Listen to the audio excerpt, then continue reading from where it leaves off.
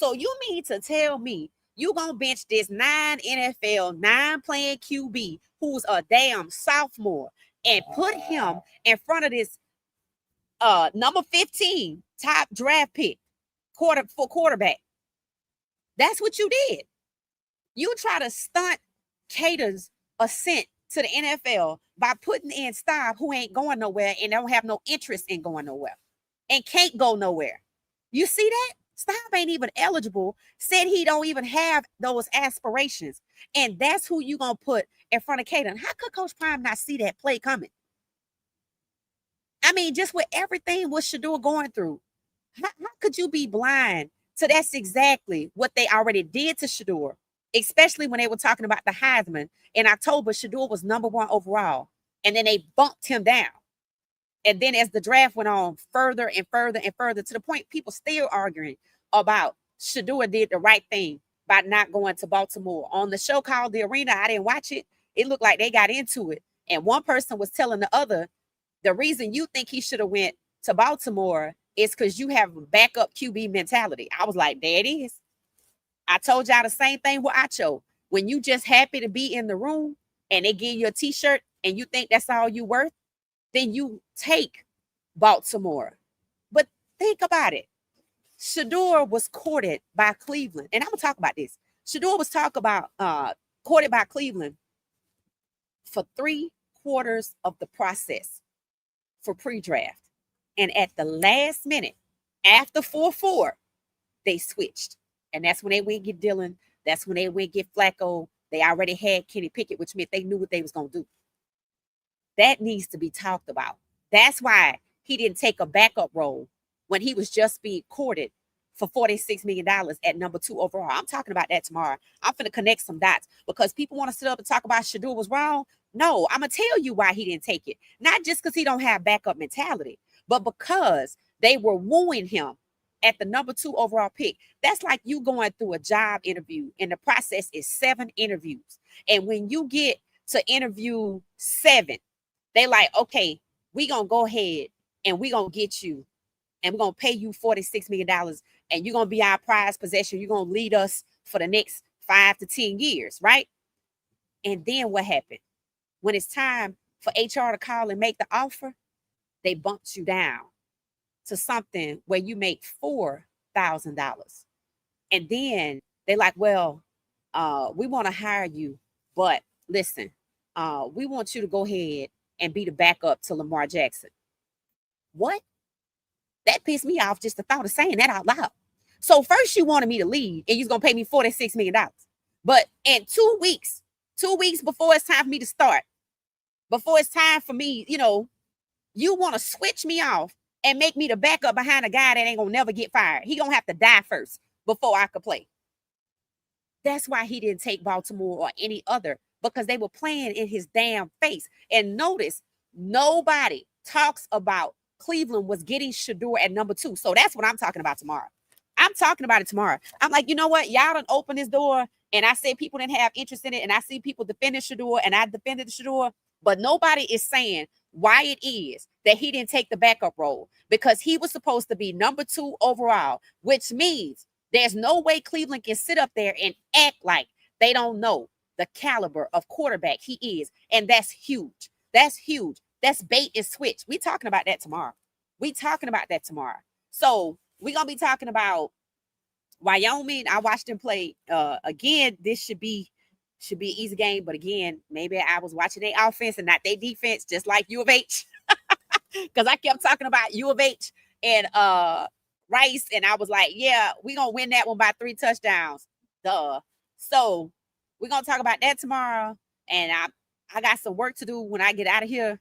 And I'm going to connect these damn dots because I'm sick of people sitting up talking about Shedeur is a 3rd string QB and Shedeur should have went to Baltimore when they don't talk about the fact that they was going to hire this young man at #2 overall and they pulled a bait and switch.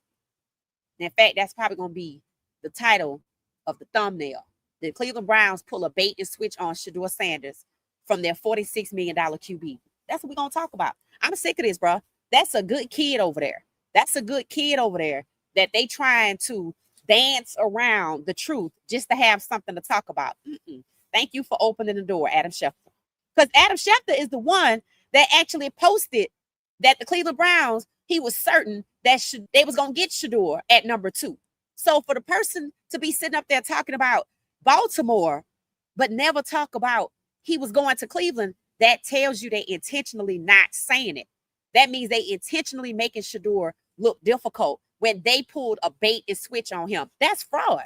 We're going to talk about that. Because when they got Kenny Pickett, they were never going to make Kenny Pickett QB2 behind Shedeur Sanders.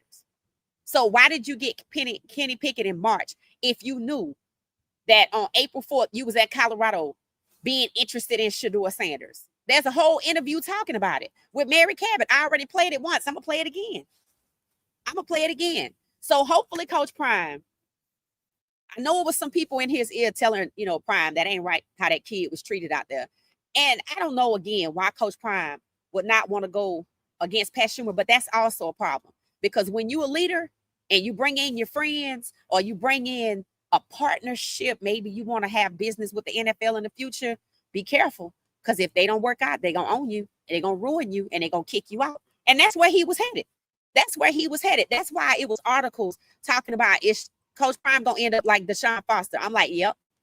If he don't right this ship, they're going to do it to him too. He not exempt. And he got to understand that, right? He's not exempt. The NFL showed him he's not exempt from being disparaged. He's not exempt from being excluded. Coach Prime is not exempt from being humiliated or put down. So what are you protecting Pat Schumer's feelings for? Did he protect Shedeur's feelings when he compares Shedeur to Daniel Jones? Like, let's protect the people that deserve to be protected. And let's fire the people expeditiously that deserve to be fired. We don't have our time to waste Omarion's talent and Draylon's talent and all these other kids that's trying to get to the next level. You got to get on it. That's one thing about being a leader. You got to be decisive. And sometimes you got to fire people. Prime is their best choice. It said facts. He got to fire people. Yeah, you can't be playing. You can't be playing. I'll tell y'all the story.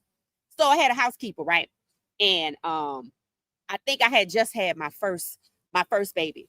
And the housekeeper we had for 3 years. 3 years, right? So that means you get to know the person. And I work from home. So I went in my baby's room and there were a bunch of clothes that still had the tags on it from the baby shower and all that kind of stuff. Babies grow real fast. And it's true, he probably wasn't going to wear them, and I just didn't do nothing with them yet. And I went in his room, and I was looking, and I was like, it's something missing. So, long story short, I realized what happened. This woman worked for us for 3 years, and I had to fire her, like right there. And honestly, I went back to my desk, and, I communicated what I was getting ready to do. I was like, I'm finna fire her right now. I was like, cause if it start here, it's gonna end with my shit. It's gonna be a problem. So I went upstairs and I said, hey, my son's name is Reese. I said, I noticed some of Reese's things are gone. I said, and you've been with us for a while, but unfortunately, I'm gonna have to let you go because the only people here, are you for the most part outside of me. And that was it. And that was it. I didn't hesitate. I wasn't angry. I wasn't irate or nothing. It's just, look here. It's certain things you can't let slide because a problem this size becomes a problem this size like that. And eventually it's out of your control to do something about it. That's why you have to act expeditiously. I hated the fact that we knew by game 4 of what's that game? Oregon. I hated that we knew after game 4 that we had a problem with Lewis and company. And I hated that it caused Shedeur to be sacked so many times. That hurt me. I can't even go back and look at those games to see him get hurt like that. And all because some people felt like, well, let it bleed out to the end of the season and bring in. Why can't you just fire that man? You had Brett Bertolone right there. All you had to do by game 4.5, just based on suspicion. Hey, you know what? I'm going to go ahead and put Brett in here. He's going to start calling some of these plays too. Just let him audit the situation. But